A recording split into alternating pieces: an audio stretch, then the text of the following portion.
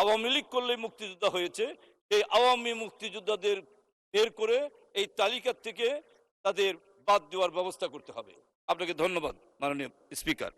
মাননীয় মুক্তিযুদ্ধ বিষয়ক মন্ত্রী মহোদয়কে একটি সম্পূরক প্রশ্ন করতে চাই। আমার নির্বাচনী এলাকা টাঙ্গাইল ৭। আমি যেটা দেখেছি যে এমন কিছু লোক মুক্তিযোদ্ধা সার্টিফিকেট নিয়েছে, তাদের বয়সের সঙ্গে মুক্তিযুদ্ধের বয়সের কোনো স্বাধীনতা সময়কালে তাদের যুদ্ধ করার মতো কোনো বয়স হয়নি। চোখে দেখার মতো এমন কিছু ভুয়া মুক্তিযোদ্ধা হয়েছে। জরুরিভাবে আমি মনে করি আমাদের এই গণতান্ত্রিক সরকার, আমাদের নেতা তারেক রহমান সাহেবের সরকার এই মুক্তিযোদ্ধা বিষয়টাকে গুরুত্ব দিয়ে সঠিক মুক্তিযোদ্ধা নির্ধারণ করবে। আওয়ামী লীগ করলে মুক্তিযোদ্ধা হয়েছে, এই আওয়ামী মুক্তিযোদ্ধাদের বের করে এই তালিকা থেকে তাদের বাদ দেওয়ার ব্যবস্থা করতে হবে। আপনাকে ধন্যবাদ মাননীয় স্পিকার। মাননীয় মন্ত্রী। মাননীয় স্পিকার, আপনাকে ধন্যবাদ। আপনার মাধ্যমে মাননীয় সংসদ সদস্যকে ধন্যবাদ জানাচ্ছি।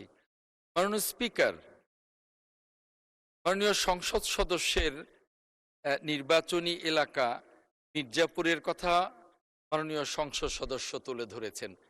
এটা শুধুমাত্র মির্জাপুর নির্বাচনী এলাকায় সীমাবদ্ধ নয় মাননীয় স্পিকার, সারা বাংলাদেশে এই ফ্যাসিস্ট সরকারের 17 বছরে এরকম অসংখ্য লক্ষাধিক অমুক্তিযোদ্ধা, যাদেরকে ভুয়া মুক্তিযোদ্ধা বলা হয়, ভুয়া মুক্তিযোদ্ধা বলে কিছু নেই, এরা অমুক্তিযোদ্ধা, তাদেরকে মুক্তিযোদ্ধার তালিকায় সন্নিবেশিত করে ভাতা এবং অন্যান্য সুবিধা দেওয়া হয়েছে।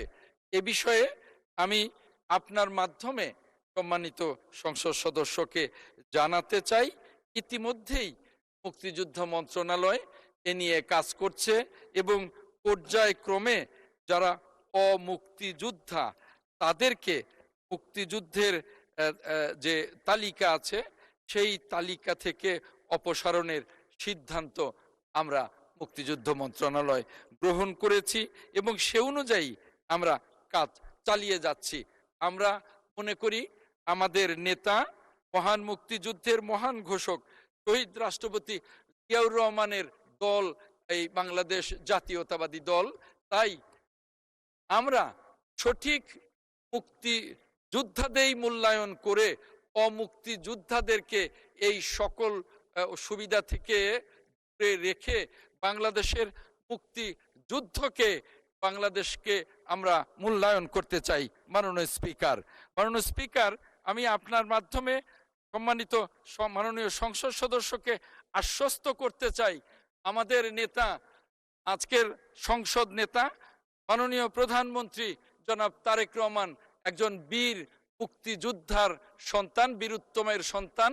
তার নেতৃত্বে আমরা বাংলাদেশে সকল অমুক্তিযোদ্ধাদেরকে এই মুক্তিযোদ্ধার তালিকা থেকে বাদ দিয়ে আমরা আরো যারা দীর্ঘদিনে বঞ্চিত আছে তাদেরকে, যে মুক্তিযোদ্ধারা বঞ্চিত, আজও আমার কাছে অনেক মুক্তিযোদ্ধা এসছেন এবং তারা চোখের পানি ফেলে বলেছেন যে স্বাধীনতার পর থেকে দুয়ারে দুয়ারে ঘুরছি, আমাদের এখনো মুক্তিযুদ্ধের কোনো সুবিধা দেওয়া হচ্ছে না, আমাদের সমস্ত কাগজ কলম আছে, কাগজপত্র আছে। মাননীয় স্পিকার, আপনার মাধ্যমে আমি মাননীয় সংসদ সদস্যকে আশ্বস্ত করব, মির্জাপুর থেকে শুরু করে সারা বাংলাদেশে এ ধরনের যারা হয়রানির শিকার হয়েছে বা হচ্ছে তাদের মুক্তিযুদ্ধ মন্ত্রণালয় যথাযথভাবে মুক্তিযুদ্ধের তালিকায় সন্নিবেশিত করে আমরা মুক্তিযুদ্ধকে আমরা মূল্যায়ন করতে চাই। এদেশ মুক্তিযোদ্ধার দেশ, সেটাকে আমরা আবারও স্মরণ করিয়ে দিতে চাই। মাননীয় স্পিকার, আপনাকে ধন্যবাদ।